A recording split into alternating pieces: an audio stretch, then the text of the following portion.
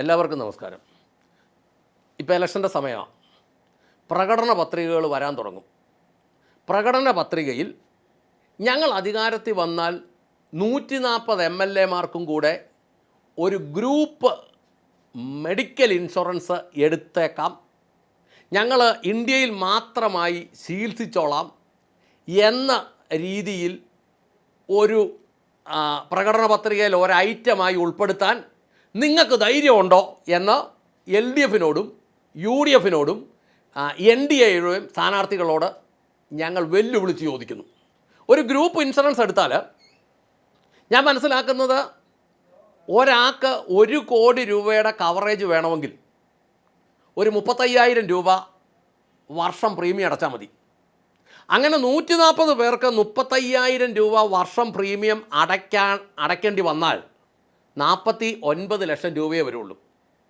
ഞാൻ പറയുന്നത് ഇനി 35,000 എന്നുള്ളത് 1 ലക്ഷം രൂപ ആയിക്കോട്ടെ മൂടിയാനായിട്ട്, എന്നാൽ പോലും 1 ലക്ഷം രൂപ വരെ പോയാൽ പോലും 1 കോടി 40 ലക്ഷം രൂപയേ വരുള്ളൂ.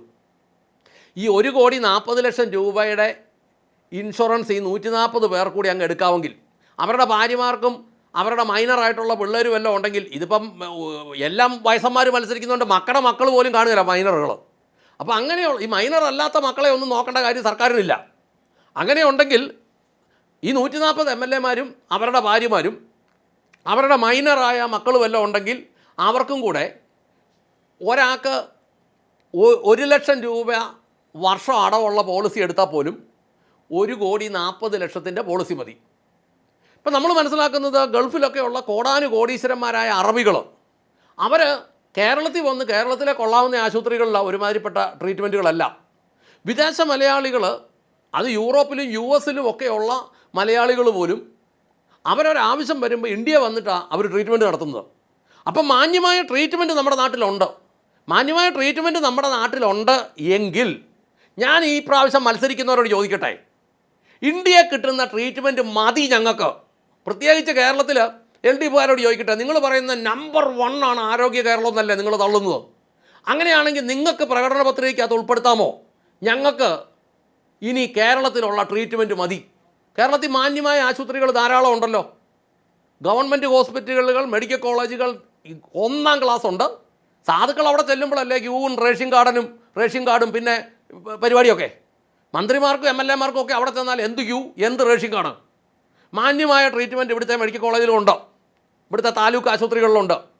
അതുപോരെങ്കിൽ ഇവിടുത്തെ സ്വകാര്യ ഹോസ്പിറ്റലുകൾ കേരളത്തിൽ ലോകോത്തര നിലവാരമുള്ളതുണ്ട്.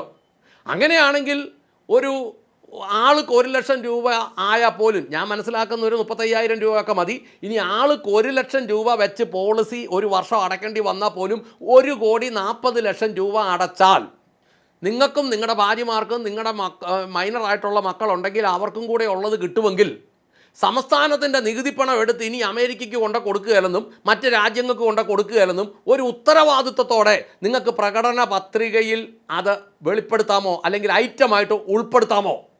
കേരള ജനത്തിൻ്റെ ചോദ്യം അത്.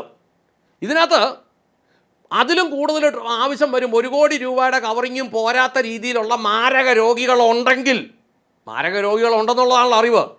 ക്യാൻസറുകാരൊക്കെ വീട്ടിലിരിക്കുക, ക്യാൻസർ പിടിച്ച് റേഡിയേഷനും കഴിഞ്ഞ് കീമോയും കഴിഞ്ഞ് കച്ചിച്ച് കടന്നു വന്നിട്ട് വീണ്ടും നല്ല കാലാവധി ഇച്ചിലൂടെ നീട്ടിക്കൊണ്ട് പോകാമെന്നൊക്കെ പറഞ്ഞ് നിൽക്കുന്ന സാധനങ്ങൾ പൊതുജനത്തിനെ ഉപദ്രവിക്കാതെ വീട്ടിലിരിക്കുക. അങ്ങനെയുള്ളവർ ഈ പരിപാടിക്ക് ഇറങ്ങി പുറപ്പെടാതെ, സർക്കാർ ജോലി കിട്ടണമെങ്കിൽ ഒരു പ്രായപരിധിയുണ്ട്, സർക്കാർ ജോലിക്ക് പെൻഷൻ ഒരു പ്രായപരിധിയുണ്ട്, എന്തു സംഭവത്തിനും അത് സുപ്രീം കോടതി ജഡ്ജിയായിട്ട് വരെ ഇരിക്കണമെങ്കിൽ പ്രായപരിധിയുണ്ട്. അവർക്ക് പോലും പ്രായപരിധി ഉണ്ടെങ്കിൽ ഇതിനൊരു പ്രായപരിധി വേണ്ടതല്ലേ?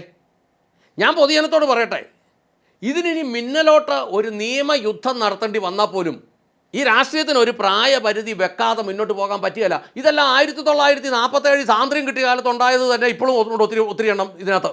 കേരള സംസ്ഥാനം രൂപീകൃതമായ കാലത്ത് ജനിച്ചവരൊക്കെ ഇപ്പോഴും ഉണ്ട് ഇവിടെ രാഷ്ട്രീയത്തിൽ. ഇങ്ങനെയുള്ളതിനെ എല്ലാം കൂടെ തീറ്റിപ്പോറ്റുക എന്ന് പറഞ്ഞാൽ നടക്കുന്ന കാര്യമല്ലെന്നുള്ളതാണ് സത്യം. ഇതിനകത്ത് മനസ്സിലാക്കുന്നത് കേരള കഴിഞ്ഞ നിയമസഭയിൽ 51 വയസ്സ് മുതൽ 80 വയസ്സ് വരെ പ്രായമുള്ളവർ 92 പേരുണ്ട്.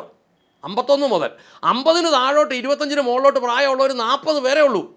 ഇതിങ്ങനെ പോയാൽ പറ്റുകയില്ലെന്നുള്ളതാണ് സത്യം. അതുകൊണ്ട് മുന്നോട്ട് പൊതുജനത്തോട് പറയട്ടെ, പൊതുജന പങ്കാളിത്തത്തോടു കൂടി നിയമയുദ്ധം നടത്തി ഈ രാഷ്ട്രീയത്തിന് ഒരു പ്രായപരിധി നിശ്ചയിച്ചേ പറ്റുള്ളൂ. ഈ ചത്ത പാമ്പിനെ തോണ്ടിക്കൊണ്ട് വരുന്നത് പോലെ, അല്ലെങ്കിൽ കൊന്ന പാമ്പിനെ വടിയെ തോണ്ടിക്കൊണ്ട് പോയി എടുത്ത് കളയാൻ വെക്കുന്നത് പോലെ ആ പരുവത്തിൽ പല ആയുധങ്ങളെയൊക്കെ ഇന്നലെ സോഷ്യൽ മീഡിയയിൽ ഞാനൊരു പോസ്റ്റ് കണ്ടു. അതായത് ഒരു നിലവിലുള്ള ഒരു മന്ത്രി മത്സരിക്കാൻ ജീപ്പിൻ്റെ മണ്ടേ നിൽക്കുക, അന്നേരം കൈ അവിടെ വെച്ചിട്ടുണ്ട് ജീപ്പിൻ്റെ കമ്പിയൽ, എന്നിട്ട് താഴെ സോഷ്യൽ മീഡിയ എഴുതി വെച്ചിരിക്കുക വീഴാതിരിക്കാൻ കെട്ടി വെച്ചിരിക്കുകയെന്ന്.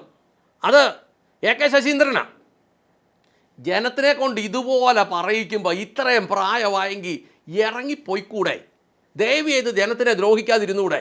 ഇനിയിപ്പോൾ എന്തിനാണെന്നറിയോ, ജയിച്ചു വന്നു കഴിഞ്ഞാൽ അടുത്ത 5 വർഷത്തെ ചികിത്സ നാട്ടുകാരൻ്റെ പൈസയിൽ ഒപ്പിക്കാൻ വേണ്ടിയിട്ടാണ് ഇത് മുഴുവൻ നിൽക്കുന്നത്. അതുകൊണ്ട് നിലവിൽ ഈ വിഷയം ജനത്തിൻ്റെ മുമ്പിലേക്കും വെക്കുന്നു, രാഷ്ട്രീയക്കാരെങ്കിലും കാണുന്നുണ്ടെങ്കിൽ അവരുടെ മുമ്പിലേക്കും വെക്കുന്നു. പ്രകടന പത്രികയ്ക്കകത്ത് ഇങ്ങനെ ഒരു ഐറ്റവും കൂടെ ഉൾപ്പെടുത്താൻ ധൈര്യമുള്ളവർ ഈ 3 മുന്നണിക്കകത്തും അല്ലെങ്കിൽ കേരളത്തിലുള്ള മുഴുവൻ പാർട്ടിക്കകത്തും ഉള്ളവരോട് നിങ്ങൾക്ക് പറ്റുമോ എന്ന് ചോദിച്ചുകൊണ്ട് നിർത്തട്ടെ. നന്ദി, നമസ്കാരം.